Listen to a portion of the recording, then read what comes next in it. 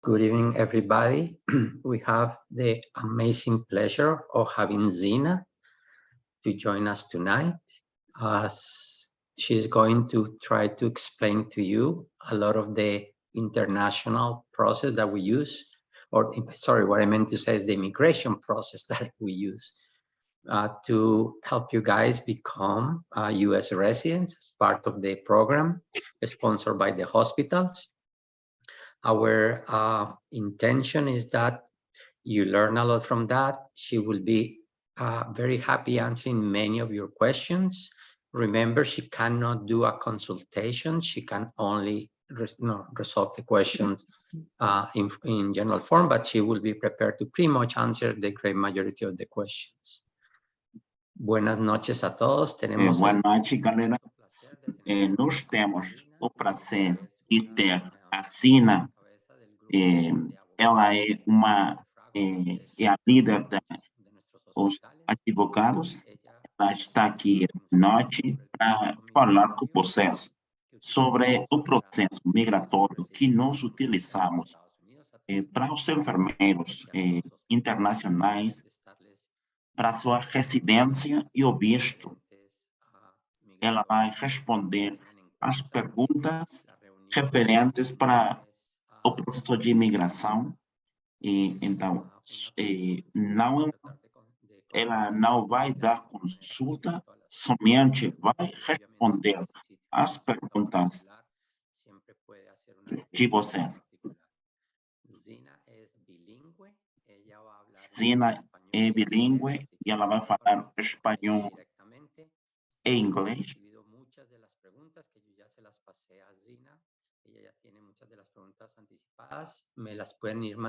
Zina vai responder as perguntas que o David tem para ela. E se vocês têm perguntas para ela, vocês podem mandar as perguntas para David. Okay, of course. Hello, thank you, everyone.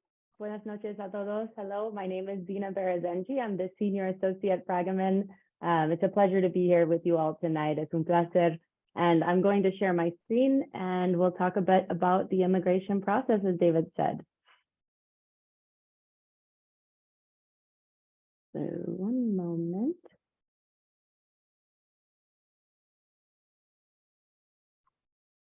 Zina falou que é um prazer para ela estar com vocês para falar sobre o processo de imigração.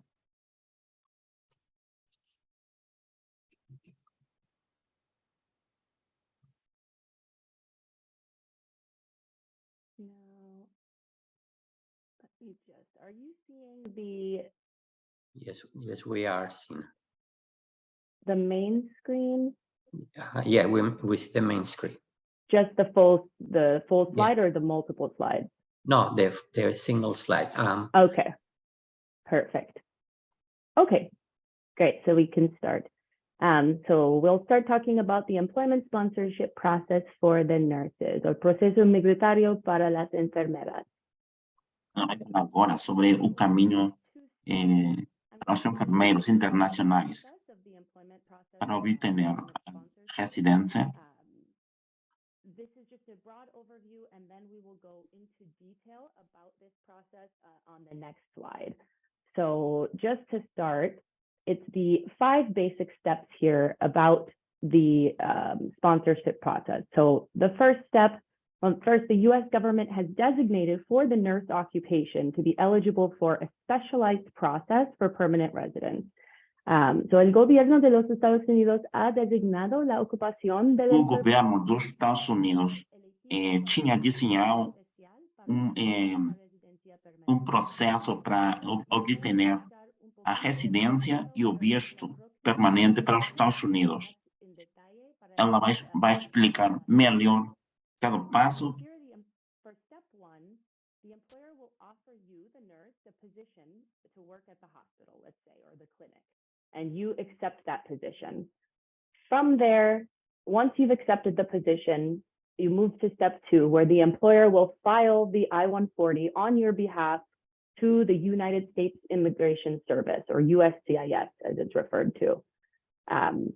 Step 3, once that's filed with the USCIS, we file the DS-260, which is the immigrant visa application, with the National Visa Center. I put here in just a little bit parentheses that if you're in the United States, you may be able to file with USCIS for adjustment of status. And we'll talk about that again in a bit more here in a minute.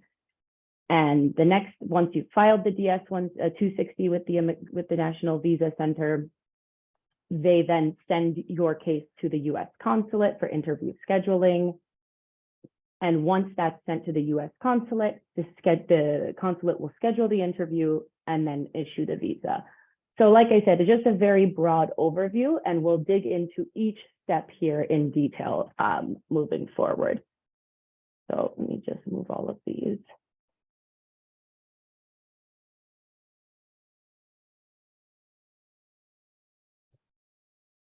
So step one, like I said, the employer offers the position to the nurse accepts the position. So paso uno, el empleador ofrece el trabajo a la enfermera. Paso uno. O hospital vai oferecer emprego para enfermeiros internacionais. Então, so what is the Form I-140? What is the DS-260? These are the applications we're filing with immigration for you to get your green card, ultimately. First, we have to file the I-140, like I said. And so we're going to send you questionnaires, and we're going to be asking you for documents like your degree, your transcripts and translations, your proof of NCLEX passing, maybe some biographic documents for your family, for you and your family. So, en español, en esta etapa, FRAGOMEN se neste passo, FRAGOMEN vai contactar para obter a informação necessária e tem que preencher o formulário I-140 e o formulário DS-260, que inclui as traduções dos diplomas, inclui também o NCLEX, que tem que ser aprovado, e tem que incluir também os documentos do enfermeiro e da sua família que vai aplicar. So this is filed by the hospital or the employer with USCIS, and it's filed with expedited processing, which means the decision is coming within 15 days. So it's not a very long wait. Like you might, when we get later in the process, sometimes the wait is longer. The nice thing with the I-140, it's a faster process, 15 days.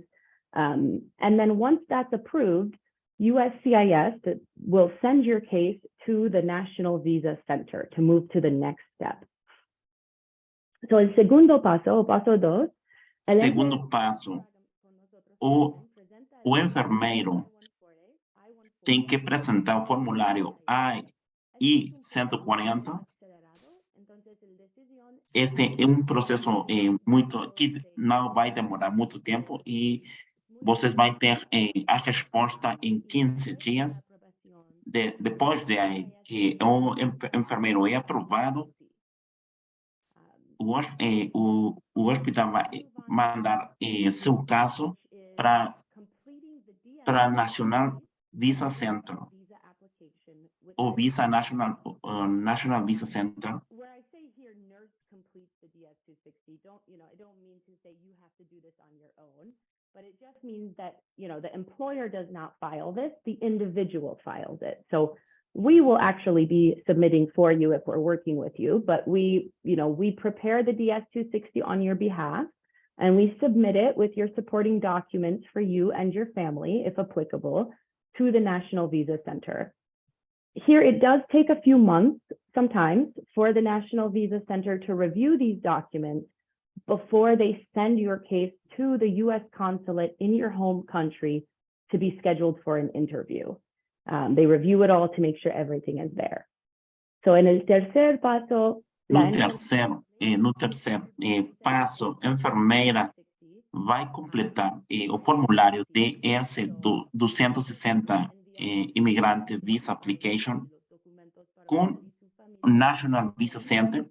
Então, o FRAGOMEN vai mandar esse documento DS-260 e com os documentos do enfermeiro ou da enfermeira e sua família. Então, esses documentos vão ser mandados para National Visa Center. Então, este processo, algumas vezes, demora uns meses. Antes que vocês tenham entrevista com o consulado.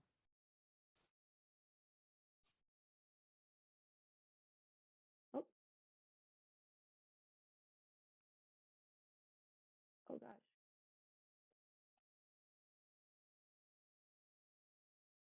Sorry, David. That's okay.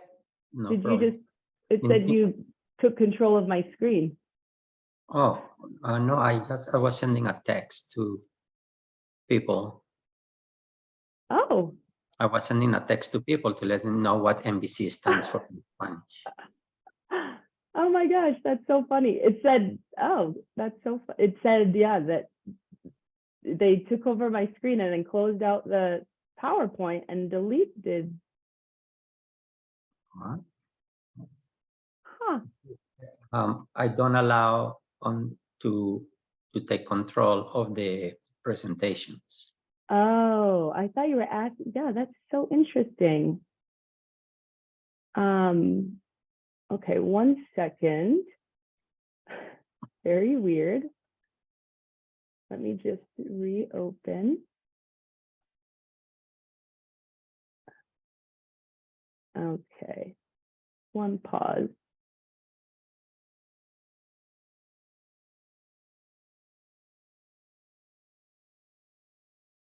We'll give you all a break from my voice for a second. Mientras tanto, Tenemos problemas con los slides. NBC es el National Visa Center, el Centro Nacional de NVC, National Center Visa. Zina estaba explicando que hay que mandar las aplicaciones una vez que están aprobadas. Que no tercer paso, os enfermeiros vai ter que mandar as aplicações, os formulários para National Visa Center. E esse é terceiro passo que está falando o David. Okay, let's try that again.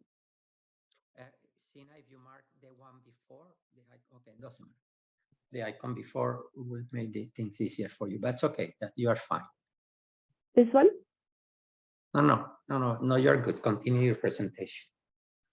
Okay, so you all can see the step break. Yes. This step 4. Perfect. Okay.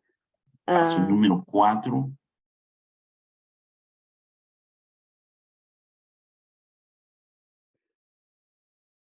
Sorry, I keep getting, now it's saying Carrie is, it keeps flashing on my screen that Carrie's trying to. Give me, click on a part that says collaborate on the security and where it says collaborate don't allow the people to share your screen. Yeah, okay. Ben, I'll wait and not let people in for a minute.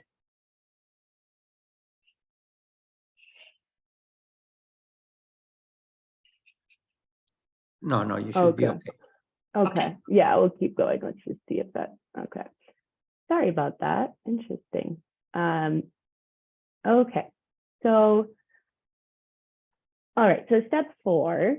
Yeah, and sorry, for those that don't know, like David said, NVC, National Visa Center, or Centro Nacional de Visas, it's part of the Department of State, or Departamento del Estado. It's the that handles the consulates. It's just the Department of the government. Gosh, now I'm getting Deb. They're all flashing over. Okay.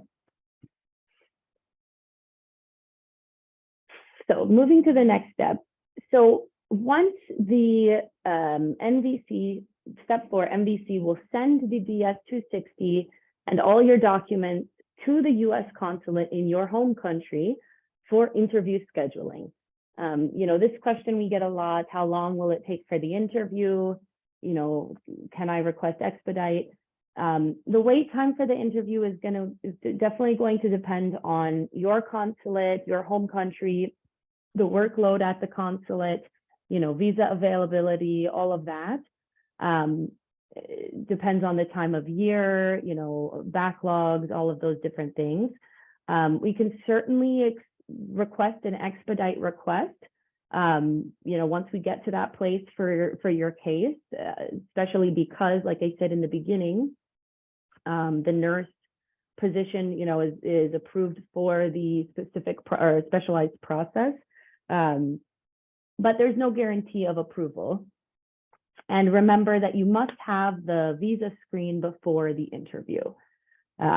So just remember, you know, if we're going to be submitting an expedite request for you, you know, we don't want to do that until you have the visa screen, because that's something that, you know, has to be done before the interview. So el paso 4. O passo número 4, NVC vai enviar para o consulado o formulário DS-260 para marcar uma entrevista. O tempo de espera, o tempo que vai demorar para a entrevista vai depender da carga do trabalho. Eles podem enviar uma solicitude rápida, que não vai demorar muito tempo, mas não vai garantir, eles não vão garantir que isso vai acontecer. Então, eles não vão mandar esse formulário se vocês não têm primeiro a visa screen. Before the interview, you'll get an interview notice. You must complete a medical exam and a biometrics appointment before the interview. And then once you complete the interview, the visa should be issued within 1 to 2 weeks from the interview if there are no issues. Paso 5, el consulado. Paso 5, o consulado vai marcar a entrevista, pero antes da entrevista você tem que completar o exame médico. E então, depois disso, eles vão mandar por período de 1 a 2 semanas o visto.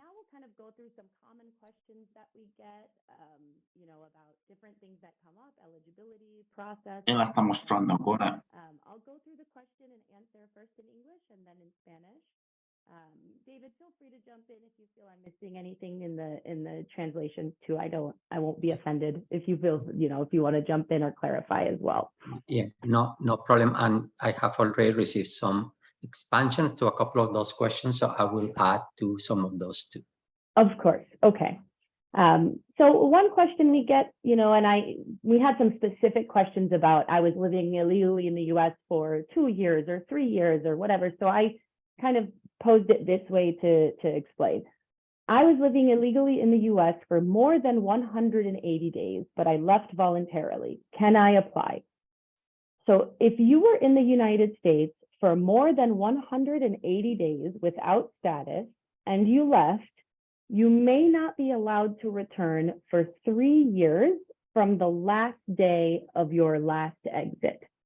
And that's just the reason it's 180 days. That's just the way the law was written. So it's more than 180 days, then you are banned from returning for 3 years from the last day. If you were in the US for more than 1 year without status and you left, then you may not be able to return for 10 years from the last day of your exit. Now, there are some exceptions if you have, you know, family and waivers and things like that, but this is the general rule. So, you know, I'll say it in Spanish and then I'll give an example.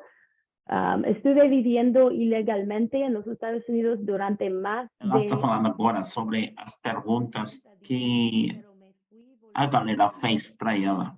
E uma da pergunta é: eu estive morando ilegalmente nos Estados Unidos mais de 180 dias e eu deixei voluntariamente o país. Eu posso aplicar? Então, a resposta é: se vocês moraram nos Estados Unidos mais de 180 dias ilegalmente, vocês não vão ser permitidos voltar para os Estados Unidos num período de 3 anos. Se vocês estudaram ilegalmente ou moraram ilegalmente por mais de um ano, eles vão receber uma penalidade que não vai permitir voltar para os Estados Unidos de até 10 anos da última vez que vocês deixaram no país. Well, which past, 10 years after 2005 would be 2015. So I could maybe, be eligible to apply. Here, I would recommend a consultation, of course, to look and make sure that there were no other issues. I can give that example in Spanish as well, if that's helpful. So un ejemplo de esto, si alguien entre con una visa de turismo. Ela está falando agora que se alguém foi para os Estados Unidos com um visto de turista e essa pessoa morou 5 anos nos Estados Unidos e ela deixou voluntariamente os Estados Unidos,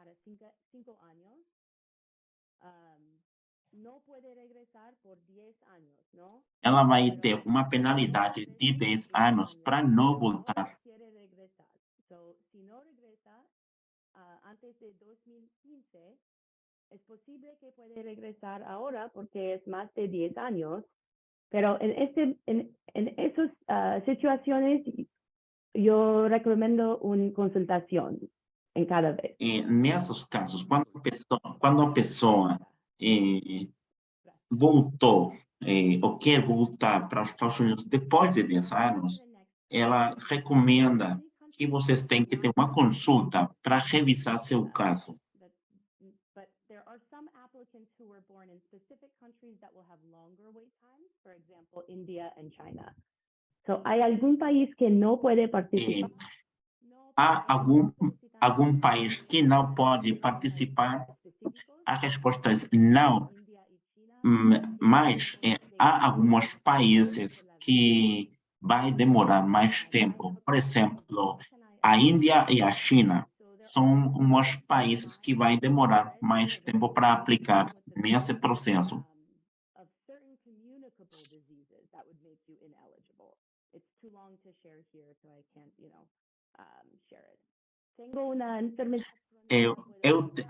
A seguinte pergunta é: tenho uma doença crônica, posso aplicar? Pueden enviar, a la lista de participantes para ver, it's online, hay un link. If I refuse the vaccination, can I still? A resposta é Have a medical waiver or a religious waiver for all vaccinations. Si rechazo a la vaccinación, algumas doenças podem aplicar, podem fazer para vocês elegíveis. A seguinte, se eu não quero ter a imunização, eu posso aplicar? E a resposta é: você tem que ter as imunizações necessárias para aplicar para os Estados Unidos. Most chronic diseases are not infectious disease. They don't pull you out. People with some chronic diseases, diabetes, people who has hypothyroidism, things like that. None of that is going to stop you from getting your visa. Exactly. It has to be a communicable disease of significant public health concern, like, gonorrhea. They list, that can transmit to other people, basically. Falando sobre uma lista de doenças, a maioria das doenças crônicas que não são infecciosas, elas não vão ter problema para obter o visto. Há uma lista onde há as doenças que são de transmissão. Se essas doenças estão controladas, podem aplicar. Mas eles vão falar antes sobre esses casos específicos. So some more questions about the process. Do I get my social security number at the embassy? No, you will be issued the social security number upon your entry to the United States. Usually you'll get the card a few weeks after entering. Obtengo mi número de seguro social. A outra pergunta é se eu vou ter meu número de seguridade social por parte da embaixada. A resposta é não. So the immigrant visa is valid for up to 6 months. So you must enter the United States within the validity of that visa. So after you have the interview, they'll issue the visa. It's valid for up to Para o número de seguridade social, você vai obter esse número uma semana que vocês, depois que vocês têm nos Estados Unidos. Mas a embaixada não vai proporcionar esse número. Zina, the last few ones that I have seen actually has a full 1-year validity. For the immigrant visa? They are stamped with a year validity, arrival within the first 6 months. So the visa itself usually is valid for 6 months, but once they enter, it's given a 1-year validity to enter and exit. I think maybe that. Yes, so that's my confusion. Absolutely. That's what it is. And so, but that's a good point that you bring up. So they do have to enter within that, while the visa, the first entry must occur within that first 6 months validity. But once you do enter, at the bottom, it says, once admitted, I think there's a word, it says, this is valid for 1 year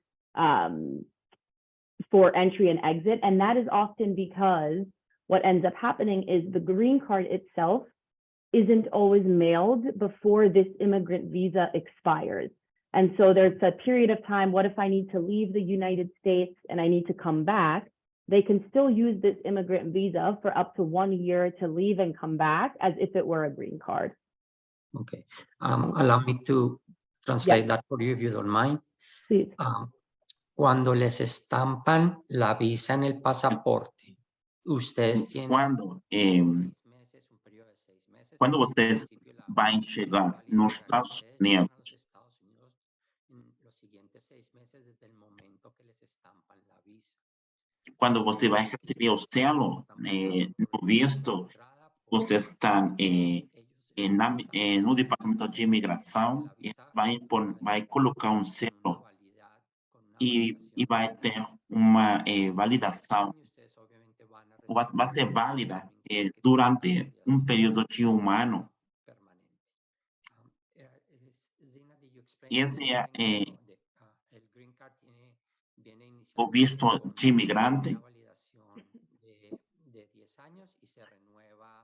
E você vai receber a green card válida por período de 10 anos e depois você tem que renovar esse visto. So you may remain a U.S. resident, a lawful permanent resident. You do not have to apply for U.S. citizenship. This is very much a personal decision, right? We will never tell you, what to do. You should make your own decision based on, what's right for you. There are certainly some advantages and things to consider on both ends. Some advantages, it allows you, if you apply for citizenship, allows you to vote, and you can petition for immediate relatives. Which means you can petition for your parents, which is a big difference as a citizen, which you cannot do as a resident. And after being a resident for 5 years is when you may apply for citizenship. That's when you first may look into it. There are some other additional requirements, but the first time you may be considered is after 5 years of residency. So in Spanish, so puedo seguir siendo residente permanente. ¿Cuándo puedo solicitar la ciudadanía? A pergunta é se eu posso seguir residente permanente, se não vocês querem aplicar para a cidadania. Ela está falando que essa é uma decisão pessoal, se vocês querem continuar sendo um residente permanente ou se você quer mudar para a cidadania americana. E ela está falando agora sobre as vantagens, sobre as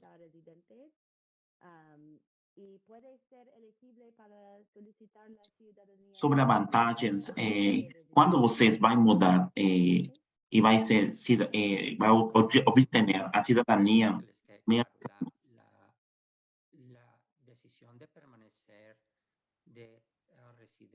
O que Davi está falando, a decisão de permanecer como residente permanente ou se você quer mudar para cidadão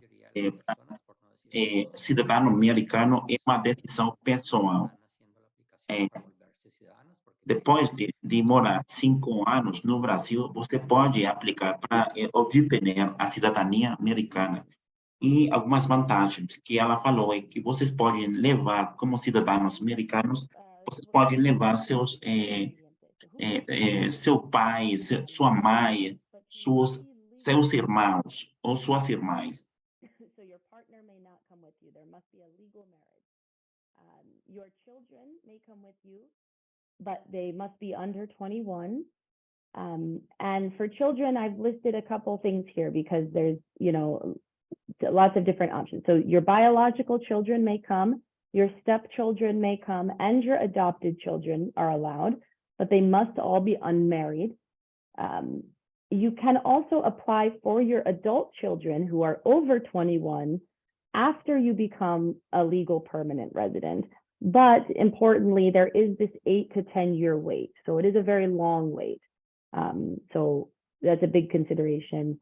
And for children with disabilities who are over 21, again, I definitely recommend a consultation for this, but they may be eligible for humanitarian parole or a visitor visa, but it's very difficult. So, this one, David, I may need your assistance on that with the translation, but it's a difficult option for that one. And I'll move on to parent. Like I said before, for the parents, you must be a U.S. citizen to apply for the parents. So, okay, so in Spanish, ¿quién puede venir conmigo? Su cónyuge, pero quem pode, a quem posso levar para os Estados Unidos? Vocês, como enfermeiros internacionais, podem levar sua esposa ou seu marido ou sua mulher. E também pode levar seus filhos menores de 21 anos. Después de convertirse en residente permanente legal, pero importante, la espera es más de 8 a 10 años. So es una línea de espera. Depois que vocês sejam residentes permanentes, vocês podem solicitar ou pedir levar os filhos que são maiores de 21 anos, mas o período vai demorar até 10 anos. É um período longo. Hay una posibilidad de solicitar una visa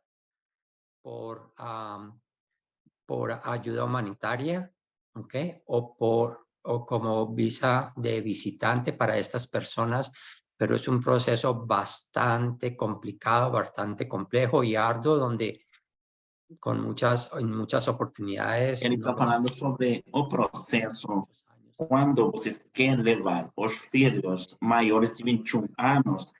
É um processo complicado e vai demorar muito tempo. Também para os filhos que têm como uma deficiência, que são deficientes, se são menores de 21 anos, você pode levar. Maiores de 21 anos, é um processo muito complicado.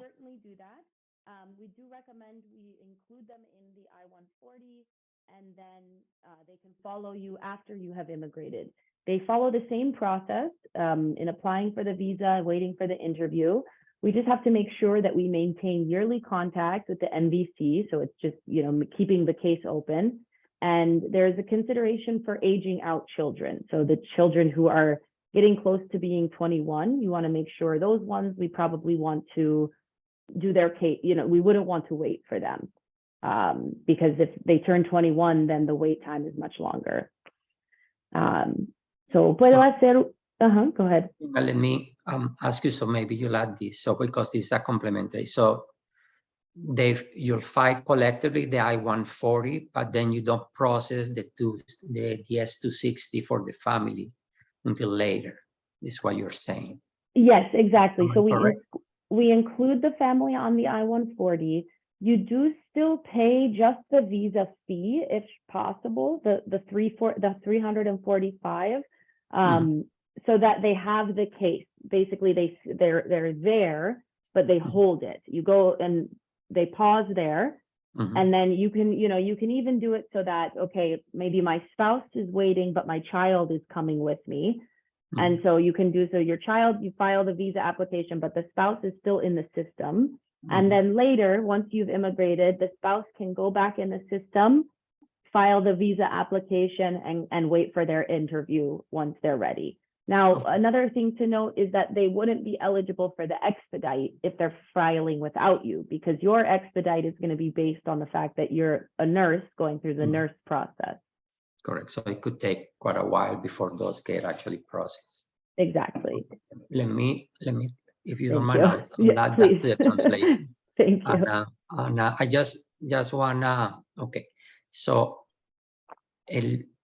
para aquellos que están considerando la posibilidad de aplicar primero a la visa de ellos y después a la visa de la familia. Para os enfermeiros que estão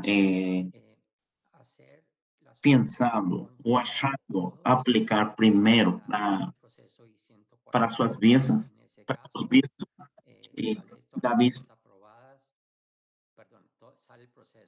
David está falando que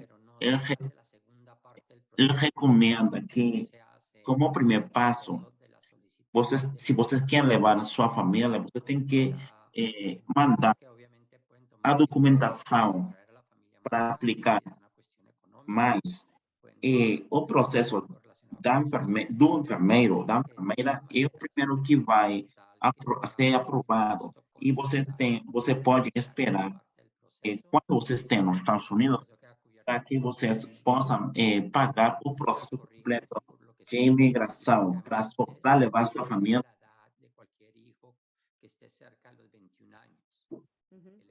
Então, o que David está falando agora, é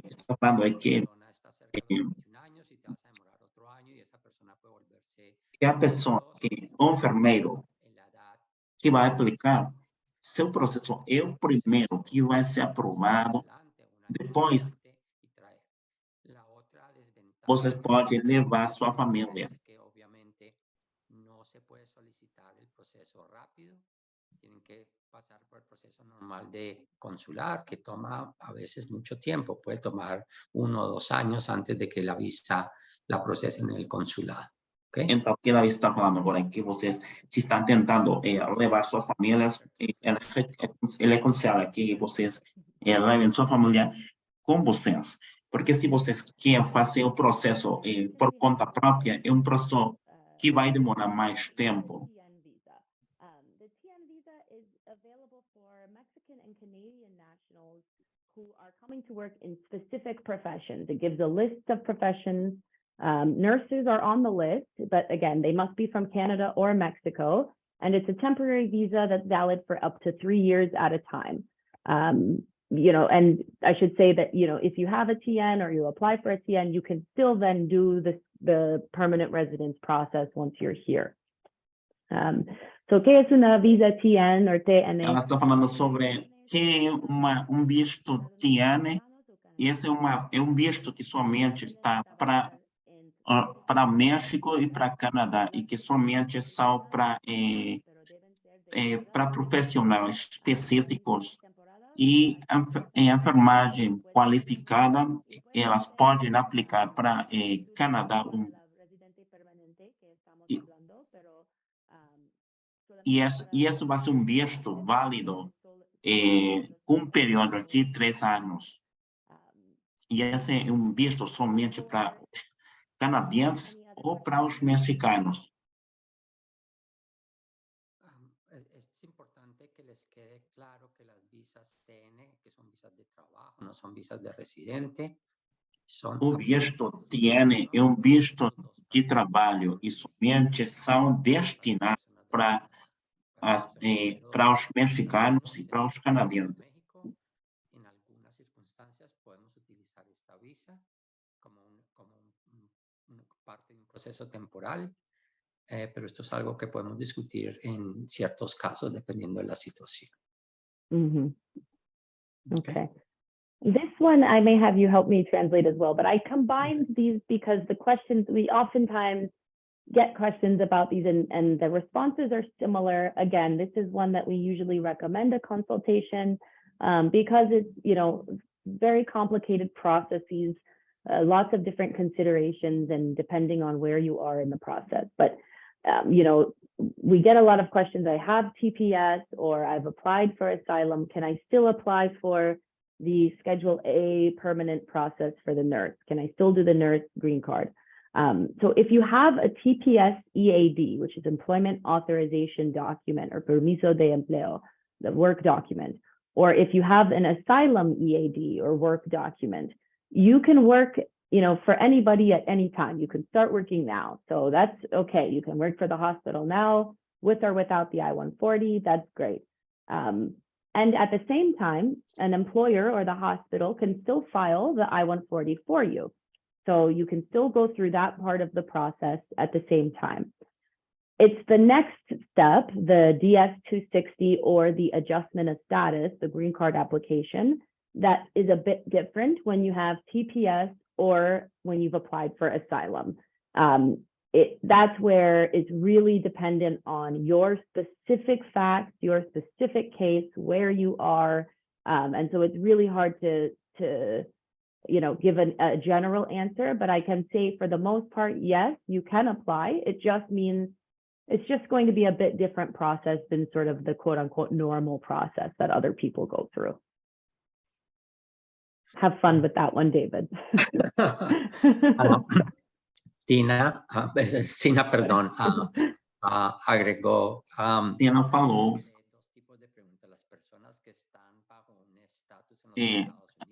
Ela falou sobre as pessoas que estão nos Estados Unidos com uma autorização de trabalho que são conhecidos como TPS ou EAD, que são as pessoas que têm uma autorização de trabalho temporal. Se você aplicou neste tipo de processo e você tem autorização de trabalho, se você aplicou para o processo de asilo e você já tem autorização de trabalho, você pode começar a trabalhar no hospital e você pode trabalhar para qualquer empresa, qualquer hospital. Quando você tem essa autorização de trabalho, quando vocês têm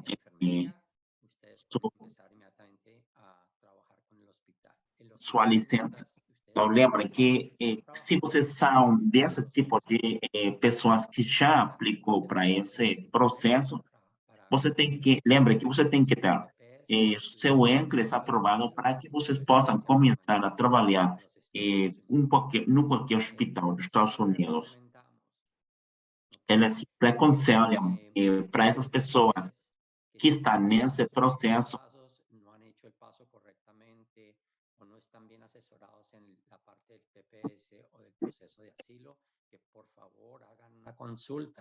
eles recomendam, se vocês estão neste processo, neste passo, eles aconselham ter uma consulta para revisar e para falar seu processo e para que eles possam ajudar você para mudar seu status nos Estados Unidos e obter a residência permanente. Thank you very much. So last one is, I am in the United States on a tourist visa. Can I do everything here without leaving? So again, this is a tough one to answer because it really depends, on your specific case, how much time you have left in your current stay and other considerations, basically where, what the employer is doing, how far along we are with the employer process, whether the employer is willing to have you be here without having work authorization. So again, I know I keep saying it, but a consult, we have to talk through it. It could work, but it could be challenging. So, again, it depends. I know that's a very lawyerly answer, but it does depend there. So, for this one, so estoy en los Estados Unidos con un visa de turista. A seguinte pergunta é: eu estou nos Estados Unidos com um visto de turista. Se eu posso fazer todo o processo nos Estados Unidos sem deixar o país ou os Estados Unidos?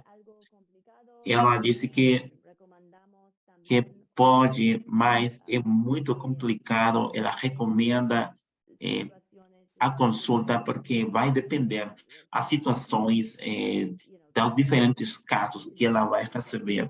Então, parece que ela aconselha ter uma consulta, mas a maioria das vezes é complicado.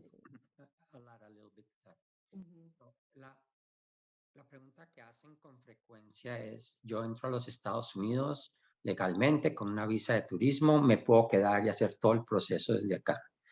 La respuesta es complicada porque en la mayoría de las veces no hay suficiente. Está falando Davi agora, eu mesmo que eu falei que não vai dar o tempo para praticar nos Estados Unidos e terminar seu processo. É muito complicado. Lo más importante para poder meter los papeles del I-140 es que tienes que ya haber pasado el NCLEX. O mais importante para mandar o formulário I-140 é que você tenha um bom nível de inglês e você tinha provado o NCLEX e você tenha sua homologação. É possível que você possa completar ou terminar o processo com um visto de turista, mas você lembra que você, para que vocês possam estar ou ficar nos Estados Unidos com um visto de turista, vocês têm que ter um bom nível de inglês, aprovado o NCLEX e a homologação. Nesse caso, há uma possibilidade que você possa estar nos Estados Unidos com visto de turista. Se vocês não têm isso, é muito complicado que vocês fiquem nos Estados Unidos com visto de turista e completar o processo. É complicado. Somebody obviously with a student permit doesn't make any difference. Can they do all the process from here? Yeah, so they can do, again, it depends on how much time they have on their student permit and how much time they have left of school. So they can, if they've done the NCLEX, they can file the I-140. The hospital can file the I-140 for them while they're still attending school. And then maybe if they still have enough time in their school while they're still here, they may still be able to file the adjustment of status or the green card application while they're attending school, or even, after they graduate, if they have that, period of time where they're working called OPT, they can file the green card during that time. Again, it all has to line up on the timing, but it's definitely possible. And does that apply if what they are studying is just, let's say, they come here to study in an academy 6 months or a year, English. They're not studying, quote unquote, clinical or nursing related field. Can you still apply for the OPT? So if they get OPT, so you're saying they've studied for 6 months and then they get OPT for a year? No, they're just studying English. They come, which is, we get this question often. I would love to go and study English there. And while I'm studying there, I'll do the process there. So I'll study for NCLEX. Hopefully I do and pass my NCLEX. I'm still a student. I'm still studying English. I may not have yet passed my English exam, but I'm officially on an F1 visa. So can I do the change of status apply? Can the hospital apply for me for the change of status and then just finish the process here without ever having to leave the United States? Yeah. So if it's if they only have 6-month program, it's similar to the tourist visa. It's probably not enough time. But if they have a 1-year visa and they've already done the NCLEX, we might be able to, that might be enough time to do the I-140 and to do the adjustment of status, again, assuming they've done the NCLEX and they can get it done. So that's certainly possible. Okay. So lo que le pedía a Sina que expandiera un poquito. O que Davi está falando agora é o seguinte, que está relacionado com as pessoas que quer ir para os Estados Unidos e lá começar seu processo. Então, vai depender sobre o período que essa pessoa foi aprovada para ir para os Estados Unidos estudar, por exemplo, inglês. Elas vão analisar o período que você foi aprovado para estar nos Estados Unidos. Então, vai depender sobre o tempo que você vai ser aprovados. Algumas vezes, os estudantes são aprovados para ir aos Estados Unidos estudar um mestrado, o idioma, mas vai depender do tempo ou do período que o estudante foi aprovado para que vocês possam aplicar para o processo ficando nos Estados Unidos. Start with yours, and then I can, if I receive another one, the same kind, I'll add a little bit to it, and that way I can exclude the ones that you receive. Sure. So we had some questions about the costs for taking spouse and children. Those are really depending on, the specific hospital that you're working with, but it depends on, what they're asking, whether the payment can be done in the United States. If they're coming after, yes. So if you're bringing your family afterwards, yes, they can. Someone asked, my child is already 21, so does this mean they cannot come with me? So like I said in the presentation, you can petition for them once you've become a resident, but they would have that longer wait time. I have a question. Is the U.S. Embassy the one who requires... No, wait, because we have to translate some of those. Oh, I'm sorry. Yes, go ahead. Okay. La pregunta que algunos hacen con respecto a los costos, obviamente. Perguntas que estão relacionadas com os costos vai depender. El proceso IFOR y de familia, eso lo paga en general el hospital todo acá. Então, vai depender sobre o hospital que vocês vão trabalhar. Por isso que ela não dá custos, porque isso vai depender do hospital que você feche o contrato.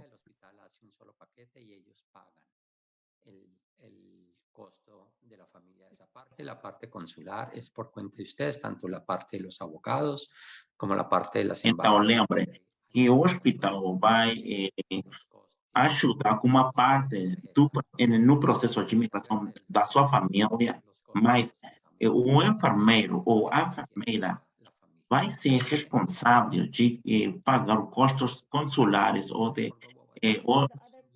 advogados.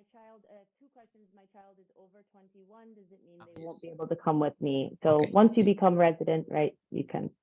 Okay. Outra. One again. And can I add something on children again? And then I'll translate all the pieces.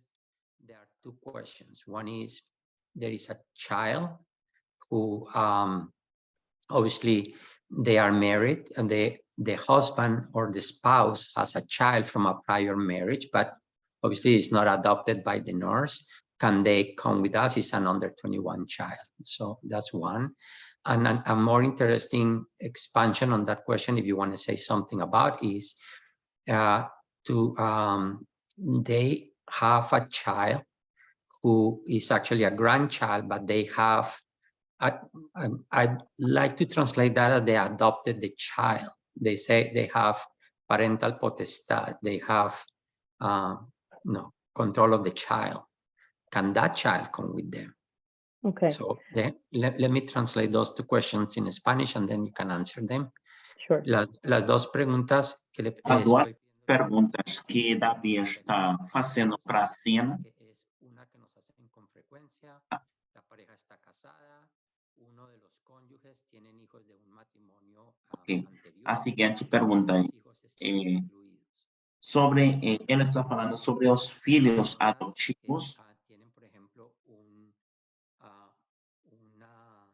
nieto o una nieta que tienen potestad parental sobre el hijo, que si esos niños pueden venir con ellos. Ok. Vamos a perguntar aí.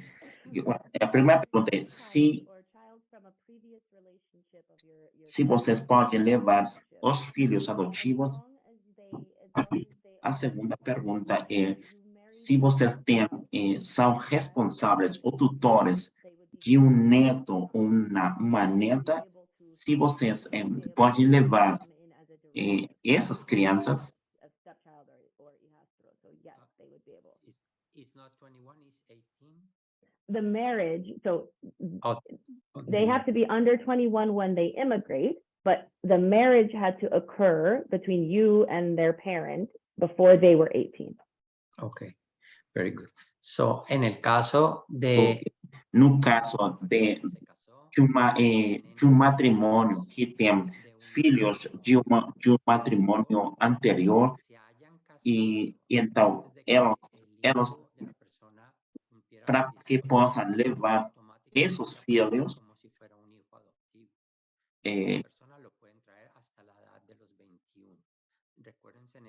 então vocês têm que estar casados com essa pessoa que tem filhos de outro matrimônio.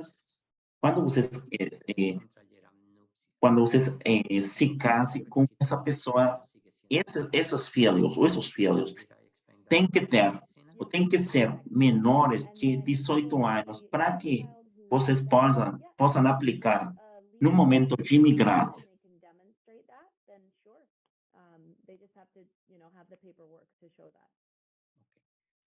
E para a resposta da segunda pergunta,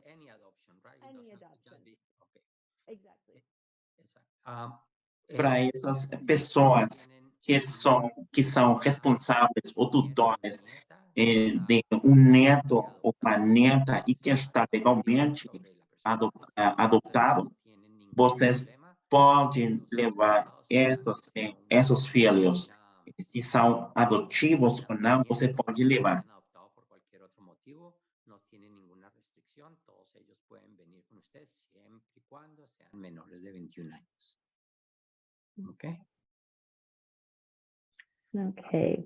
I have a question from someone about my brother is my only family.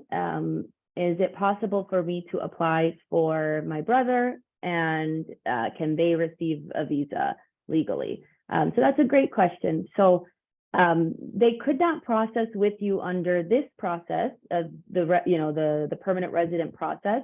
But remember when we talked about one of the benefits of becoming a citizen, as a US citizen, you can petition for your siblings.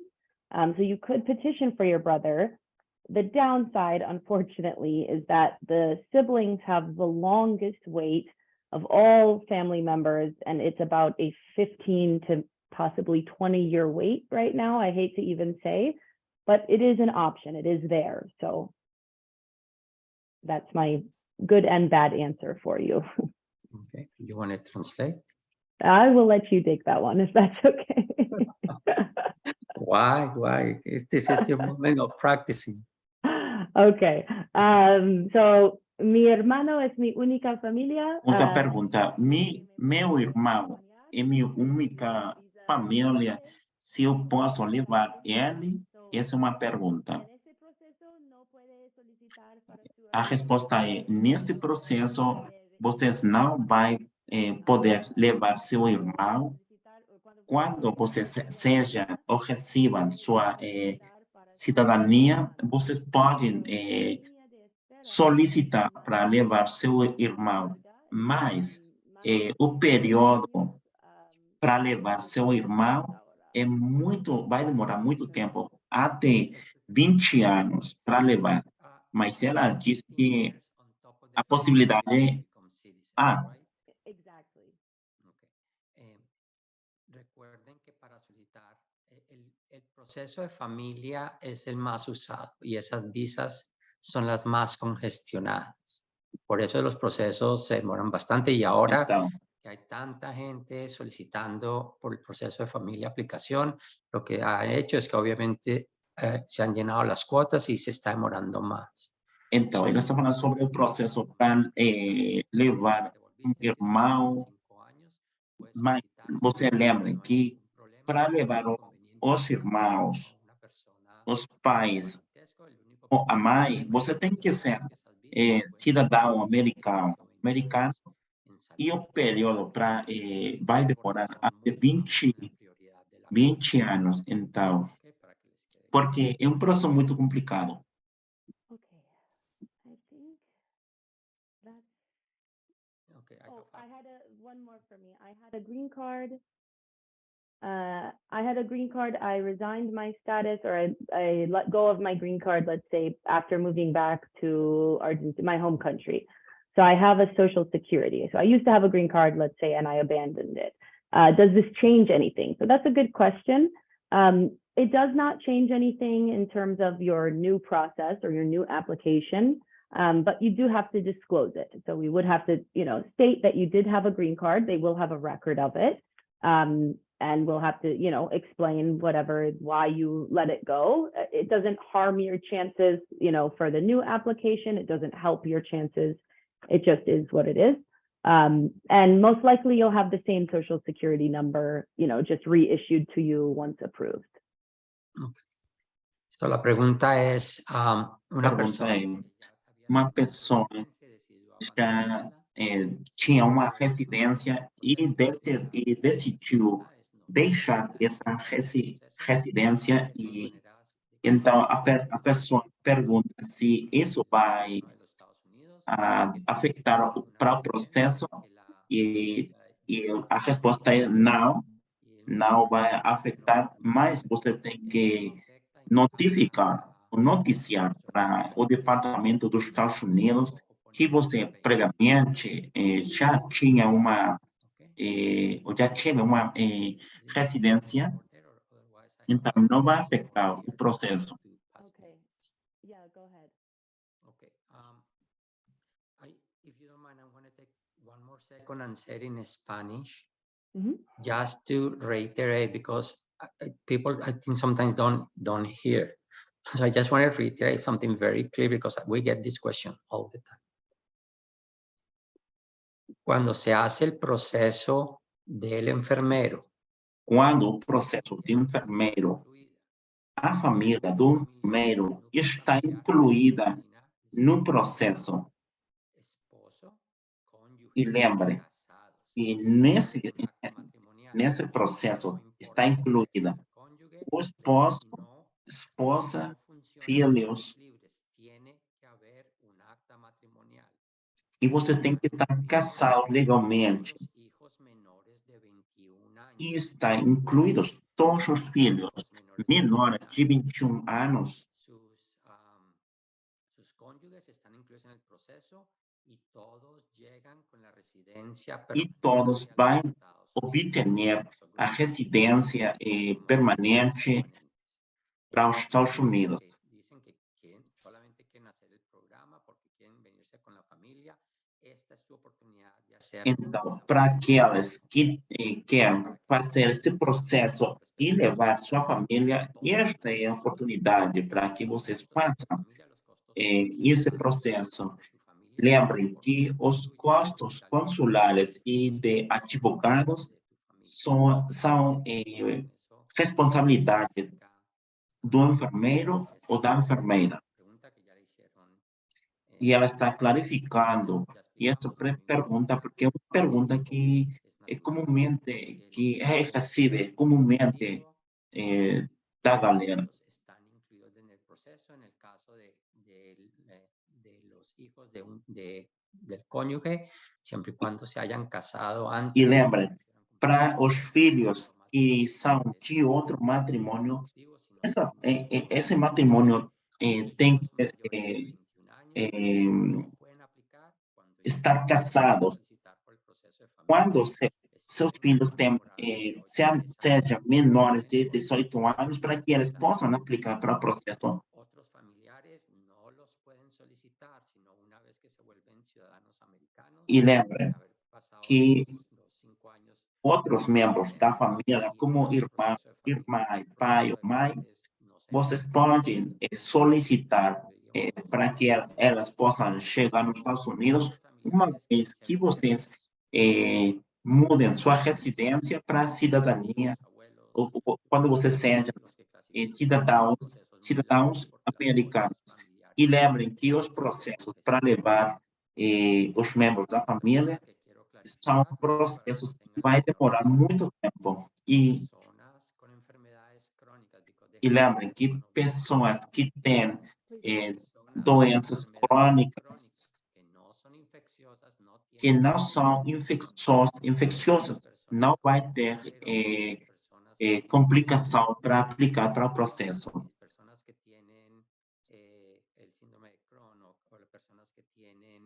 E pessoas que têm síndrome de Crohn, diabetes, isso não vai ser uma complicação para obter o visto.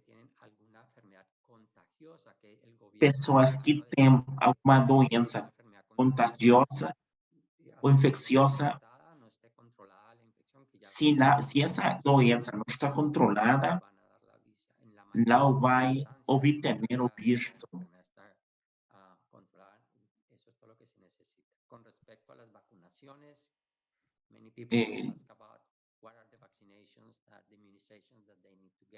Com as vacinas, vocês têm que ter as vacinas.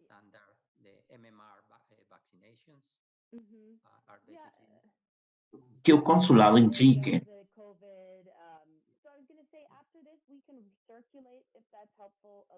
The communicable diseases and the vaccinations, if that's useful. I have the list here. It's just hard to change, but it's, there's Hansen's disease, syphilis, gonorrhea, certain forms of tuberculosis, and then there's a public health list of ones that they change by executive order. But again, it has to be transmittable, communicable. Okay. Correcto. Entre las enfermedades que hay que tener. Agora vai falar sobre as doenças que têm que estar controladas, são doenças de transmissão sexual.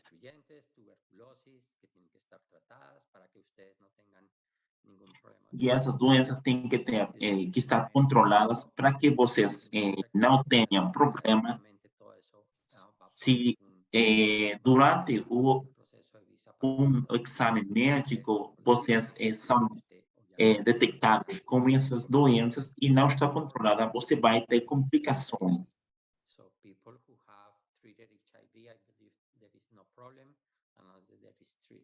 Personas que tienen el síndrome, creo que en español es el IVH, ¿sí? Desde que estés controlado, estés medicado, no es un excluyente. As pessoas que têm a doença de VIH, se está controlada, não tem problema com essa doença.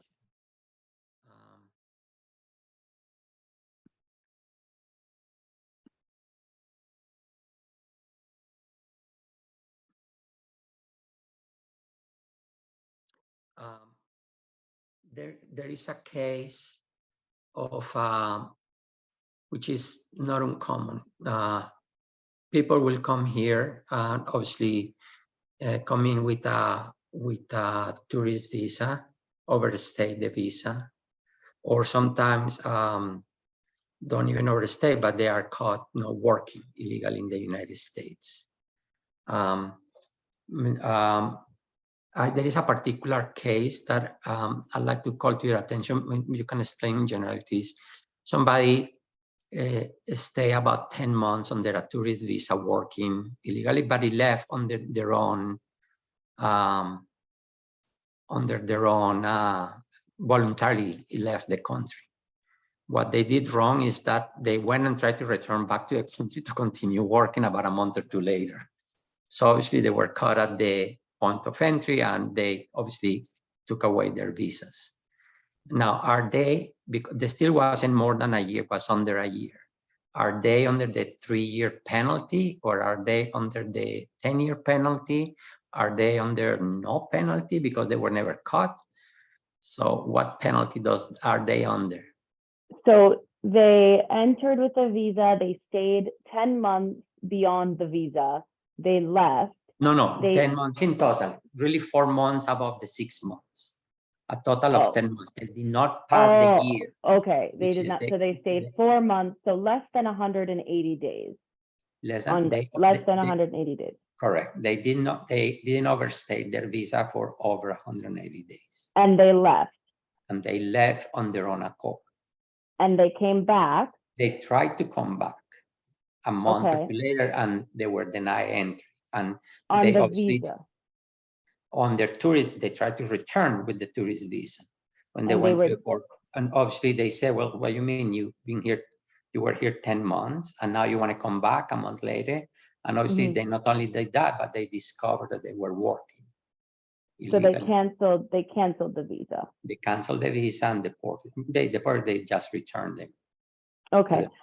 So they are not subject to, based on these small facts, generally I can say they're not likely subject to the 3-year bar because they didn't have 180 days without status, but they could still require a waiver the next time they want to apply for a visa because of the working without authorization. So that's another violation. So when they go to apply for, maybe another visitor visa or even this visa, they might have to apply for a waiver to overcome the working without authorization. Are those complicated waivers? So if it's a waiver for a non-immigrant visa, which means a temporary visa, not super complicated. You have to show that it was a minor violation. It's like a balancing factor, the violation versus not too complicated, but it can take some time. It's a bit more complicated when it comes for the immigrant visa because you have to file an actual form and it can take some more time. But this is it's a small violation in the grand scheme of things, but it will add some time to the process, is what I'm saying. Okay. So, la pregunta que le estaba yo haciendo aquí, David, es para Siena, uma pessoa que foi para os Estados Unidos legalmente com visto de turista, ficou o período que o visto de turista permitia, mas foi menor de 1 ano. Então, aqui David está falando que os primeiros 180 dias são legalmente. Então, voltou dos Estados Unidos. Então, o que essa pessoa fez nesses dias? Trabalhou. Então, a pessoa tentou voltar de novo 2 meses depois, tentou voltar para os Estados Unidos, então essa pessoa foi identificada que essa pessoa ficou meses demais, e essa pessoa trabalhou ilegalmente. Então,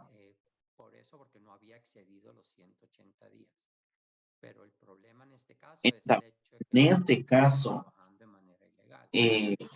essa pessoa vai receber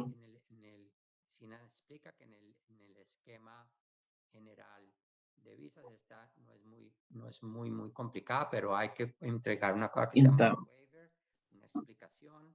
Então, essa pessoa vai ter que dar uma explicação para que essa pessoa possa aplicar para a residência no futuro. Então, para essa pessoa no futuro obter uma residência, essa pessoa tem que dar uma explicação sobre o que fez nesse período.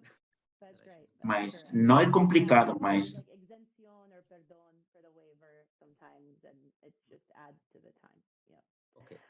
una excepción o un perdón, correcto. Então essa pessoa tem que receber uma autorização.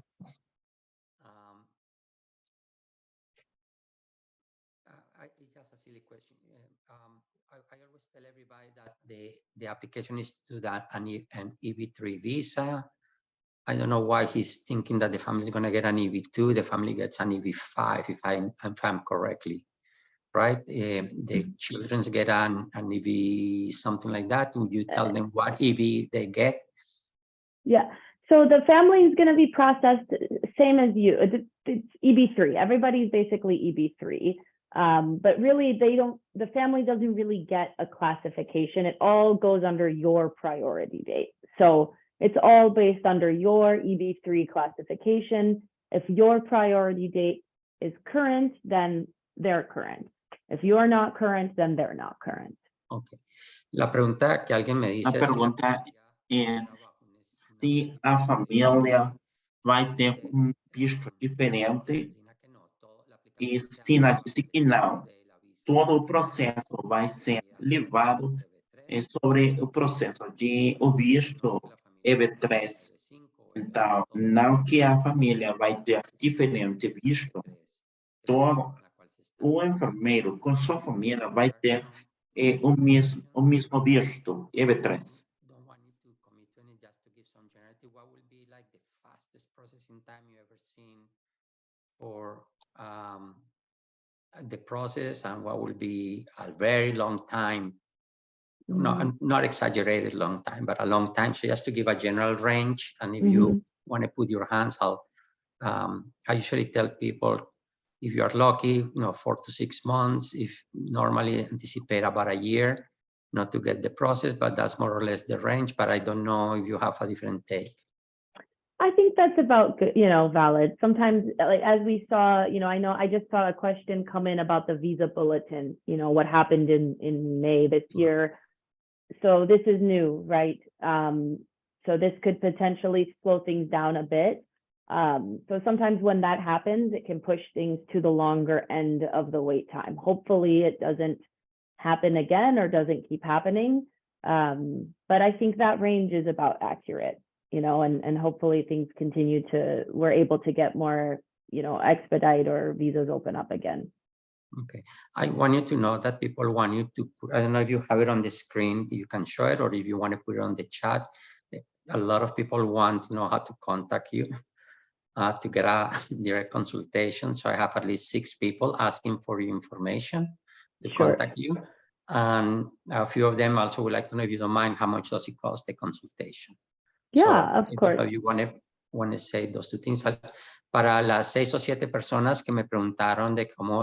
grupo de 6 ou 7 pessoas que estão perguntando sobre o contato de advogada, e ela vai mandar pelo chat seu contato e o custo de consulta.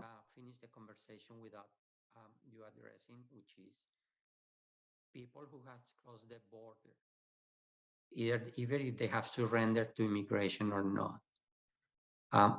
We always tell them that they must get into some kind of legal status, quote unquote, within the United States. They have to obtain an immigration status in the United States, whether it is asylum or TPS.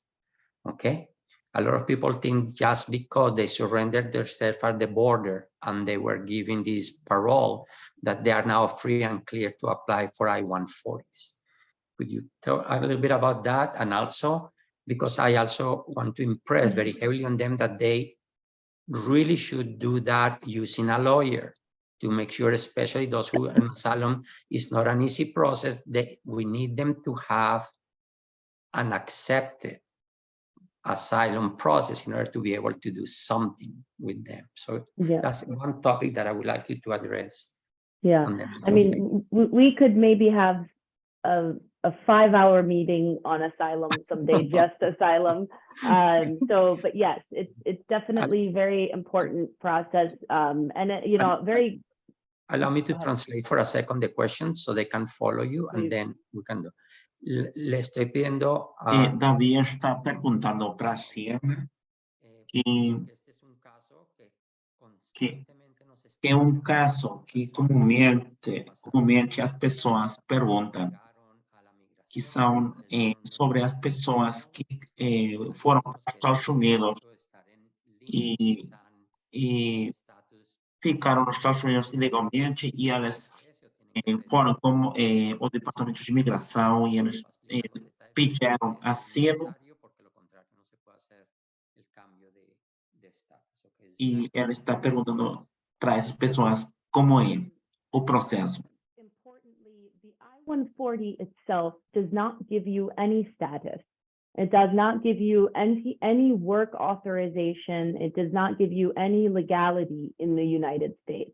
So if someone files an I-140 for you and you are here, it doesn't do anything. It doesn't allow you to stay here.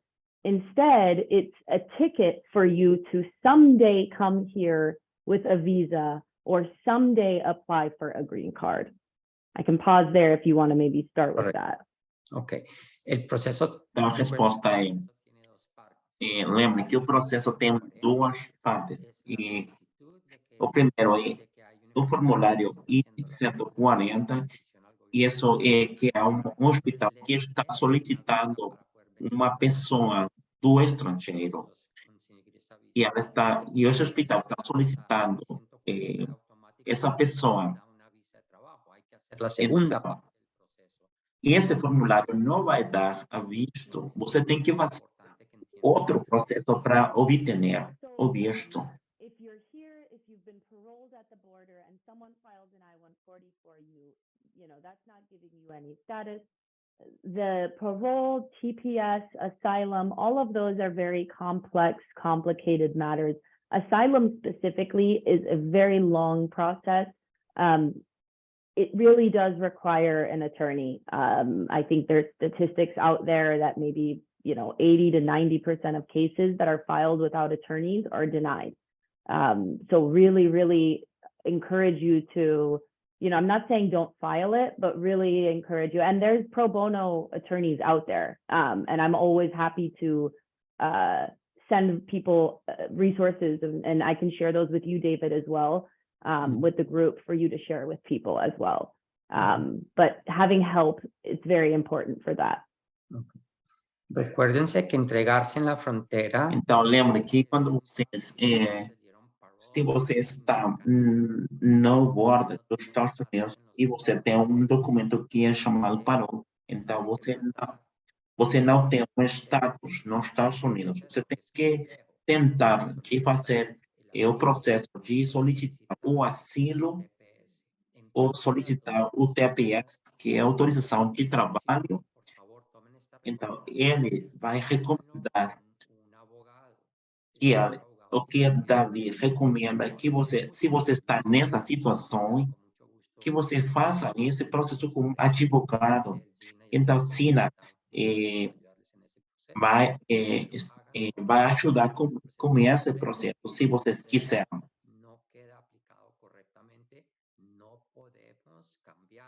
Se esse processo não é levado corretamente, o nosso grupo não vai poder fazer, ou não vai poder ajudar.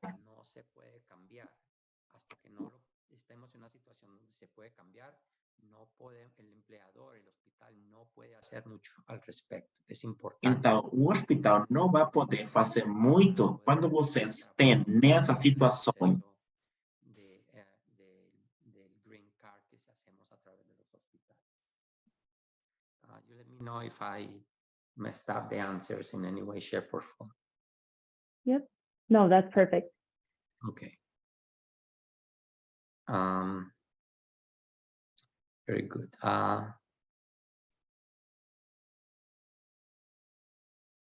You know, there is always people who think that this is not real, that they still think that no, that when we do all this, it's all, you know, a make-believe. So they want to know if this is for real, the hospital will really do this for them, or if we are really honest about doing this process. So, you know, it's the standard question. I usually address this, that obviously we are a certified recruiter, that we only work with official hospitals, we bring them here, but I don't know if you want to pitch in. We got a couple of people asking about that. Yeah, I guess what's the, just does it mean? Like, are we for real? Are we really doing this for them? Are we is there a make-believe that no, this is not going to happen? Yeah, I mean, certainly, you know, you can Google, you know, you can look us up. We've been doing this for years. You know, I know that it's, you know, I'm getting some comments on the fees, and, you know, I understand that it's a lot of money, of course, and I don't take that lightly either. But, you know, that should also tell you something, right? That it's not free. It's not something that is, you know, we take it seriously. This pays for my team. This pays for all of us to be able to do this work, to be able to do good work, to be able, as Carrie was saying in the beginning, to be able to be here at, you know, 9 p.m. at night to answer all your questions, to do work that we are proud of and that we can stand behind.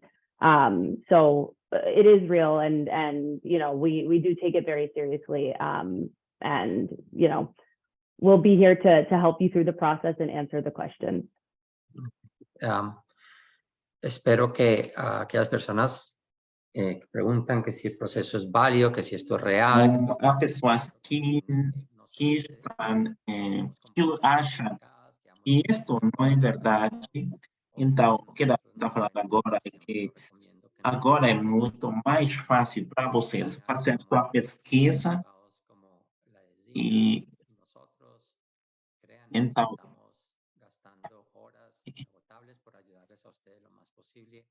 o que Davi está fazendo agora é está trabalhando muito para que vocês possam chegar nos Estados Unidos e trabalhar como enfermeiros internacionais. Então, ela sempre acha que é a pessoa que não acredita nesse processo. Mas, Sina falou que nós somos uns profissionais. E que é verdade isso. E que você pode fazer suas pesquisas. Especially consultations. I understand. Free consultations, and I know that's a whole other story. But and I'm sure that hopefully you'll get a lot of questions. No, it was my pleasure. My pleasure. Un placer. Thank you very much. My pleasure. Thank you. Thank you. Thank you. Quiero agradecer formalmente a Tina. Ya hemos excedido. Yo sé que aquí hay muchísimas. Ele está agradecendo a Tina sobre o tempo que ela está aqui conosco. Quiero agradecerle formalmente a Tina y al grupo de FRAGOMEN por toda la magnífica ayuda. Ele está agradecendo para a Tina e o grupo de FRAGOMEN pela ajuda que eles recebem. El deseo de ustedes de venirse a los Estados Unidos y venir a vivir de manera permanente. Les estoy dejando aquí a todos para que lo copien. David está deixando pelo chat o e-mail de Sina e o custo de consulta, e lembre que os custos são em dólares. Para que ustedes sepan, normalmente las consultas, si hay algún proceso adicional, ellos se encargan Então, sim, me processar uma consulta adicional, ele vai ajudar.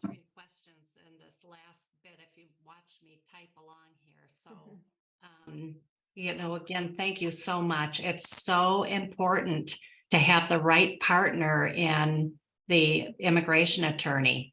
And, you know, we're just very happy to be working with you, and thank you so much. To all the people that are here, you know, Zena and her team do a great job. David, some people are asking me, what if they want to learn more about the whole immigration process and those things? I remind people to, you know, go to our meetings and informational meetings, and we'll be happy to do it. I'm going to put it here on the chat para aquellos que quieren más información, vengan a una reunión informativa. Ahí les estoy Para as dando. pessoas que precisam mais informação, David deixou pelo chat os horários das palestras que ele vai dar. Mas esses são os horários que são dados no espanhol e em inglês. A equipe de marketing para os brasileiros são horários diferentes. Do they have to have their TOEFL or IELTS before they start the immigration process? And I said, they don't, but if they're working with us, they do. Okay. So that just for clarification, we have discovered that it works out better for everybody. And to get all of these two big milestones out of the way before you start immigration, because at the last minute, we don't want everybody to be chasing down people that are still working so hard to pass the English exam, because it is a challenging exam. Mm-hmm. And they don't need it until the visa screen and the end of the process. But the end of the process comes very quick when you are waiting for something, and you don't want to miss your appointment, right? Well, they cannot solicit an appointment in theory without the visa screen. Well, right. So you kind of get in that process, but then you have to wait until people can finish it. And we did it that way previously. It was not a good feeling for anybody, especially the candidate, right? Yeah. No, that makes it better for us. I mean, I agree with you. I think that's a better way to do it. Have everything ready, because once they give you the interview, if you tell them, wait, actually, I'm not ready, they'll put you at the end of the line. So you want to be ready when they're ready for you. And Zena, when we're working with attorneys like you, everything is happening quick. You know, so it's not like we've got all this time to kind of to wait for these things to happen.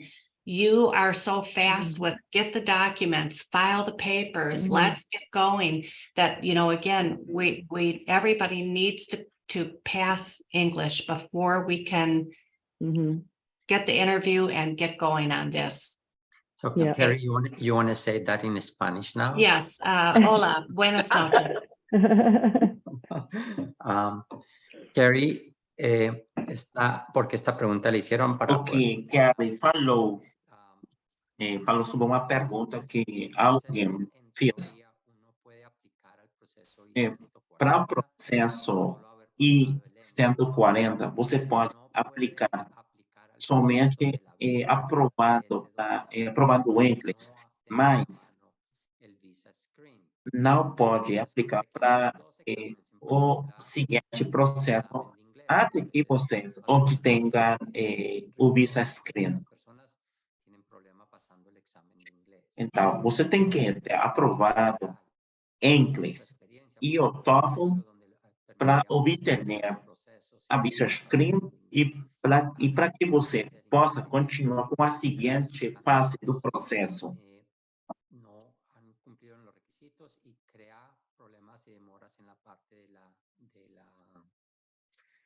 de la solicitud de la visa. Entonces, nosotros y los hospitales requerimos que para que ustedes Então, o nosso grupo precisa que as pessoas que já estão no processo têm que aprovar o TOEFL e o inglês para que vocês obtenham o processo de visto. tan poquito como 4 meses y no más de 1 año, para que ustedes puedan llegar acá lo más pronto posible, ¿ok? De las otras maneras, tenemos muchos inconvenientes y pasan los meses y los meses y los meses y no podemos hacer la aplicación. Y si el proceso ya entró para solicitud de visa, significa que te vuelven y te botan al comienzo de la fila y te puedes demorar muchos meses antes de que te den de nuevo una cita en la embajada, ¿ok? Por eso es uno de los motivos. Thank you for that. I didn't translate that.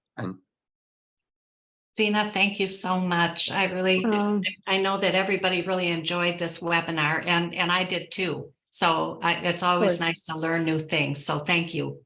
Of course. Thank you all. My pleasure. Okay. You want to say something about next week? No, We'll have Amanda here. it's going to be. I think that it's the last. I think that it's the last. I think The last of the month. So I have a feeling that we're going to have that great Robert from BSR Idiomas to help everybody pass their language exam, right? So please join. He does such a great job. He's very motivational, and we have a new program with BSR Idioma for people that just need 3 months of language. So that's really just kind of putting the fine tune on it, and that starts on June 5th. So he'll discuss that in the meeting next Wednesday. La Academia de Inglés va a venir la próxima semana. Toda vez está falando que vocês não percam o seguinte webinar, porque nós vamos ter a Academia do BSR Idioma e eles vão falar sobre algumas estratégias para aprender inglês, para que vocês possam falar ou dominar o idioma antes de 1 ano. Obrigado. Los esperamos el próximo miércoles y estén pendientes de futuros seminarios. Buenas noches a todos. Boa noite, galera. Thank you. Bye-bye.